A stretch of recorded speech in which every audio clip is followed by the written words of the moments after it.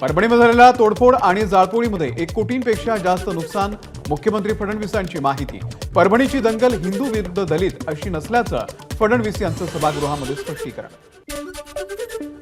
परभणी दंगलीमधल्या आरोपींना पकडण्यासाठी combing operation झालं नाही, मुख्यमंत्र्यांची माहिती। संध्याकाळी 6 नंतर अटक झाली नसल्याचं देखील मुख्यमंत्र्यांनी केलं स्पष्ट।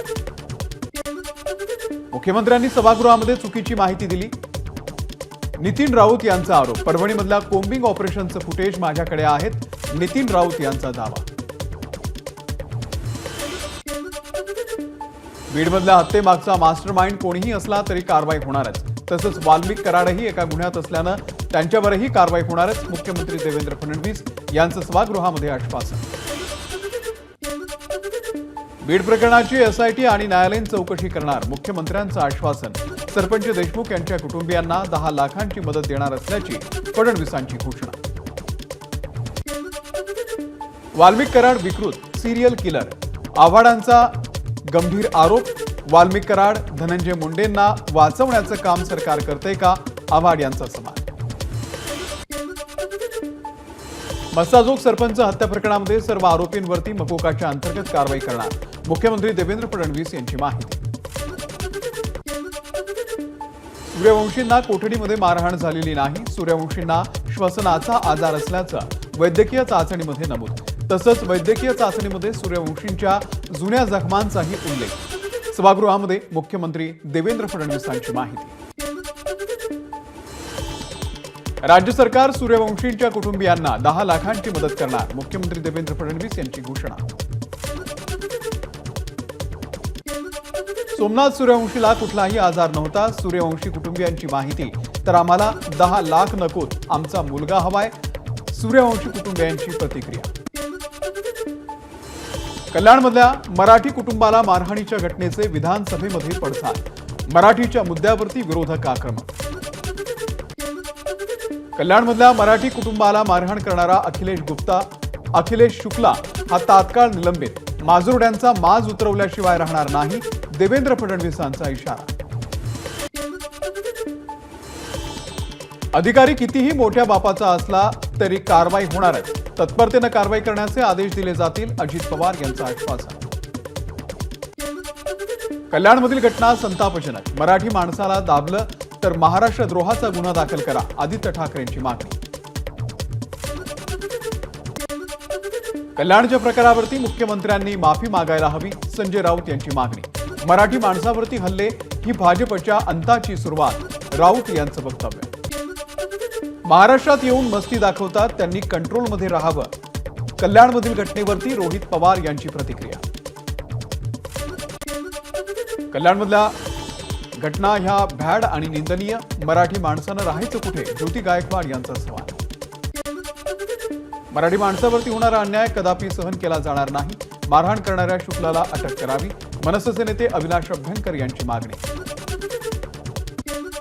मराठी माणसाला मारहाण करणाऱ्या शुक्लावरती कायदेशीर कारवाई करा, अन्यथा रस्त्यावरती उतरू, मनसेचा इशारा। मराठी माणसानं देखील आता जागं व्हायला हवं, मनसेचं एक्स पोस्टद्वारे आवाहन। मराठी माणसाला धमकावणाऱ्याच्या डोक्यावरती कुणाचा वरदहस्ता आहे, वरुण सरदेसाई यांचा सवाल। मराठी माणसाचा आवाज दाबणाऱ्याला त्याची जागा दाखवल्याशिवाय राहणार नाही, वरुण सरदेसाई यांचा इशारा।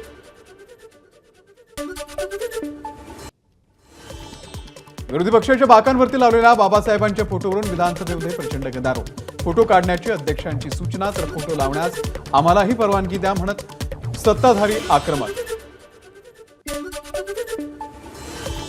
विधिमंडळ परिसरामध्ये भाजपचं आंदोलन, भाजप आमदारांकडून काँग्रेस विरोधी घोषणाबाजी। नागपूरमध्ये विधान भवन परिसरामध्ये काँग्रेसचं आंदोलन, अमित शहांकडून बाबासाहेबांचा अपमान आणि मुंबईमधील काँग्रेस कार्यालयाच्या तोडफोडीचाही निषेध। दिल्लीमध्ये विजय चौक ते संसद भवन काँग्रेसचं आंदोलन, आंदोलनामध्ये खरगे, प्रियंका गांधी सहभागी, अमित शहांविरोधात जोरदार घोषणाबाजी। सरकार विरोधकांना घाबरते, राहुल गांधींच्या विरोधातील गुन्ह्यावरून प्रियंका गांधी यांची भाजपवरती टीका। नौटंकीकरणामध्ये खासदार सारंगी पटाईत, हल्ल्याची नाटकं सुरू आहेत, संजय राऊत यांचा खासदार सारंगींच्या आरोपांवरती पलटवार। आम्ही काल शांततेमध्ये आंदोलन केलं, पण भाजपचं आंदोलन म्हणजे सत्तेचा माज. विजय वडेट्टीवार यांची प्रतिक्रिया. बाबासाहेबांच्या विरोधात बोलणाऱ्यांवरती, अमित शहांवरती एफआयआर दाखल होत नाही, पण राहुल गांधींवरती एफआयआर दाखल होतो. हा भाजपचा विषय डायव्हर्ट करण्याचा प्रयत्न. रोहित पवार यांची प्रतिक्रिया. राहुल गांधी चुकीचं वागले म्हणून गुन्हा दाखल. भाजपच्या प्रवीण दरेकर यांची प्रतिक्रिया. काँग्रेसकडून वातावरण गढूळ करण्याचा प्रयत्न. दरेकरांचा आरोप. राम मंदिर झालं म्हणजे नेता होता येतं असं नाही.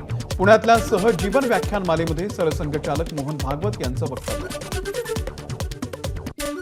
कोणत्याही प्रार्थना स्थळांच्या खाली हिंदू मंदिर असल्याचा उठसूट दावा करणं अस्वीकार्य. राष्ट्रीय स्वयंसेवक संघाचे सरसंघचालक मोहन भागवत यांचं वक्तव्य.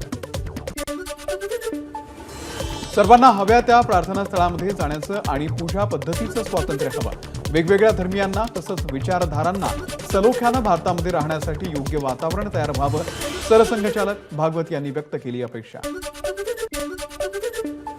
देशाचं नुकसान करण्याचं काम आरएसएसनं केलंय. पुण्यातल्या सहजीवन व्याख्यानमालेमध्ये भागवतांच्या वक्तव्यावरून संजय राऊतांची टीका.